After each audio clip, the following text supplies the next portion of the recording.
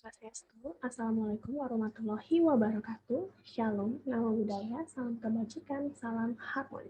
Perkenalkan, saya Desa Putu Eka Komaladewi dengan NIM 2015091014 dari Program Studi Sistem Informasi kelas 4A. Nah, pada kesempatan kali ini, saya akan memaparkan materi dengan topik yaitu e-commerce, kemudahan berbelanja dengan teknologi. Nah, pasti kita semua ini udah nggak asing lagi ya sama yang namanya Shopee, Lazada, Tokopedia, dan lain sebagainya. Karena faktanya 88,1% pengguna internet di Indonesia ini memakai layanan e-commerce untuk pembelian produk. Nah, untuk kenal lebih dekat lagi sama yang namanya e-commerce ini yang sangat berjasa untuk memudahkan kita belanja dari rumah, saya mau memaparkan sedikit nih mengenai apa itu e-commerce, dampaknya bagi kita si pengguna itu apa aja, hingga tips menggunakan e-commerce dengan bijak. Nah, e-commerce ini merupakan penerapan dari yang namanya sistem informasi. Nah, apalagi tuh yang namanya sistem informasi? Nah, sistem informasi ini adalah sistem yang mengkombinasikan antara aktivitas manusia dengan penggunaan teknologi. Nah, sesuai dengan pengertiannya tadi, sistem informasi ini bertujuan untuk mengumpulkan data-data yang nantinya akan menghasilkan suatu informasi. Nah, kalau misalnya udah dapat informasi, terus mau dipakai buat apa? Nah, ada banyak ini contoh-contoh dari penggunaan informasi itu sendiri. Misalnya e-learning pada bidang pendidikan, adanya flight management system atau FMS untuk tracking pada bidang logistik. Dan salah satunya yang sedang kita bahas kali ini, yaitu e-commerce. Nah, e-commerce ini merupakan salah satu penerapan sistem informasi pada bidang ekonomi dan bisnis, di mana setiap kebutuhan transaksi, entah itu jual maupun beli, bisa dilakukan secara online dengan aplikasi berbasis web maupun mobile. Nah, kalau dulu kita mau belanja tuh, apa yang harus kita pikirin tuh, kayak misalnya kita mau pergi ke tokonya, belum lagi mikirin transportasinya itu mau kayak gimana. Belum lagi kalau barangnya ternyata udah habis, jadi sia-sia kan. Nah, sekarang itu semua nggak usah dipikirin lagi, karena udah ada namanya aplikasi-aplikasi kayak Shopee, Tokopedia, Lazada, yang lain-lain itu yang dapat mempermudah kita. Jadi kalau misalnya mau belanja, kita tinggal scroll aplikasinya aja, jadi nggak perlu mikirin transportasi, nggak perlu mikirin barangnya itu masih ada stoknya atau enggak, karena semua itu udah dilakukan secara online, jadi kita tinggal duduk manis, tunggu beberapa hari, dan barang tersebut akan sampai ke rumah kita. Nah, itu tadi kalau kita lihat dari sisi pembeli. Nah, kalau misalnya kita lihat dari sisi penjual, ada beberapa kemudahan yang dapat diperoleh dengan berjualan secara online dibandingkan dengan membuka toko offline. Nah, di antaranya, yang pertama, biaya operasional toko online ini lebih rendah daripada toko offline. Kok bisa gitu? Ya, coba kita bayangin aja sama-sama nih. Semisal kita mau buat toko, mau buka toko offline. Apa aja sih biaya yang kira-kira kita butuhin? Misalnya ada biaya sewa tempat, biaya tagihan listrik, tagihan air, belum lagi pemeliharaan, dan lain-lainnya. Sedangkan untuk toko online, kita semua nggak perlu mikirin namanya sewa toko dan lain sebagainya, karena semua itu sudah berbasis online. Nah, kemudahan yang kedua yaitu bisa mencakup konsumen secara global. Nah, ini juga nih. Nah, kalau misalnya toko offline, mungkin konsumennya khasnya sebatas kota-kota itu aja kan. Jadi, sedangkan kalau misalnya kita buka toko secara online, kita bisa mencakup kota. Wow, bahkan negara lain, karena toko online ini dapat langsung diakses semua orang di seluruh dunia lewat internet aja. Nah, tadi kan kita udah sempat menyinggung tentang biaya operasional, yang salah satunya itu biaya sewa toko kan.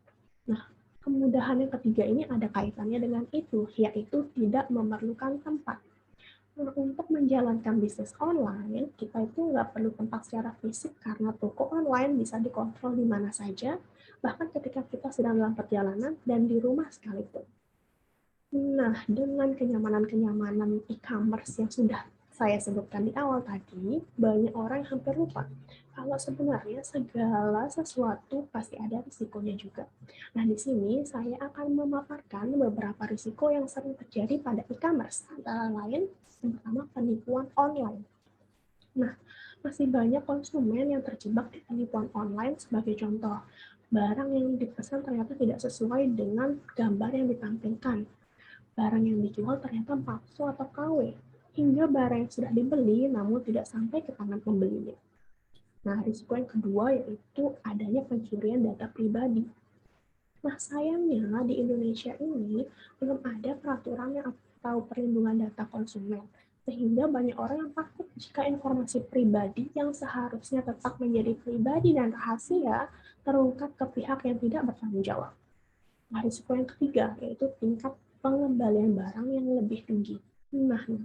Karena pelanggan nggak bisa nih coba atau melihat langsung produk itu, jadi maka wajar saja jika tingkat pengembalian barang lebih sering terjadi pada bisnis online. Entah itu warnanya nggak sesuai karena pencahayaan kameranya, entah itu ukurannya kekecilan atau kebesaran. Nah, ini bisa kita temuin pas kita mau beli baju, sepatu, atau celana, dan segala aksesoris yang melekat pada tubuh kita. Hingga masalah barang yang cacat atau rusak, sehingga banyak yang meminta untuk penukaran barang. Nah, untuk mencegah risiko-risiko tadi dan juga untuk meminimalisir rasa takut kita, saya ada beberapa tips nih yang bisa kita terapkan saat berbelanja online. Yaitu yang pertama, pastikan toko online tersebut terpercaya. Yang kedua, cermati review ulasan dan deskripsi dari produk. Yang ketiga, hati-hati dengan harga yang terlalu murah. Yang keempat, pilihlah metode pembayaran yang aman. Dan yang kelima, amankan data diri di paket pengiriman. Nah, itu kita coba bahas satu-satu ya. Kita mulai dari yang pertama, memastikan toko online tersebut terpercaya dan juga memiliki reputasi yang baik. Nah, ini adalah langkah penting yang pertama yang perlu kita lakukan agar aman saat berbelanja online, yaitu dengan cara melakukan pengecekan terlebih dahulu. Nah, cara memastikannya bisa kita lakukan dengan cara melihat tanda checklist yang berarti terpercaya atau trusted pada toko online tersebut, dan juga meninjau berbagai ulasan review produk tersebut. Nah, yang kedua yaitu cermati review ulasan dan deskripsi dari produk. Nah, ini lanjutan dari step pertama tadi. Jika kita sudah yakin bahwa toko tersebut terpercaya, maka langkah selanjutnya adalah mencermati review ulasan dan deskripsi dari produk. Kita lihat dan baca hati-hati deskripsi dan ulasan produk tersebut, apakah sesuai dengan gambar atau judul yang ditampilkan itu sesuai dengan gambarnya atau tipe-tipe yang diberikan oleh penjual. Jangan sampai kita terkecoh dengan permainan kata yang dilakukan oleh penjual tersebut. Nah, yang ketiga, hati-hati dengan harga yang terlalu murah. Nah, harga yang murah memang tentu saja ya menggiurkan dan sering menjebak kita sebagai calon pembeli dalam modus penipuan. Nah, kita patut curiga terhadap produk yang kelewat murah. Nah, karena produk tersebut biasanya kalau misalnya produk itu asli, biasanya memiliki range harga yang wajar dengan toko-toko lain. Nah, untuk itu kita perlu cermati dan bandingkan dulu harga dari satu toko ke toko lain agar kita tidak terjebak dalam penipuan jenis ini. Nah, tips yang keempat yaitu memilih metode pembayaran yang aman dan juga kejam. Jangan pernah melakukan pembayaran dengan metode yang tidak jelas atau di luar opsi pembayaran yang telah disediakan. Dan juga jangan pernah melakukan transfer kepada toko yang belum terpercaya.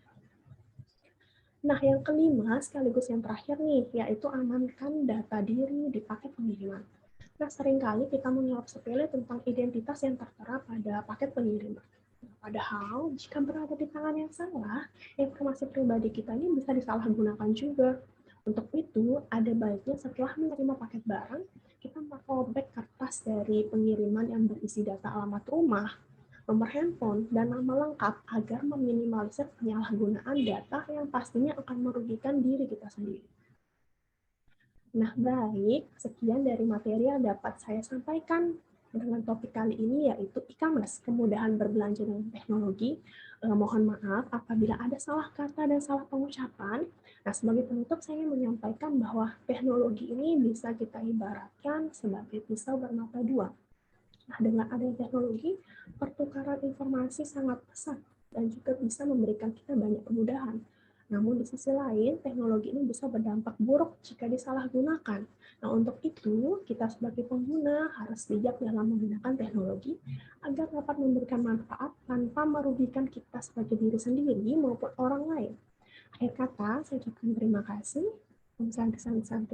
Wassalamualaikum warahmatullahi wabarakatuh. Shalom, nama budaya, salam kebajikan, salam harmoni.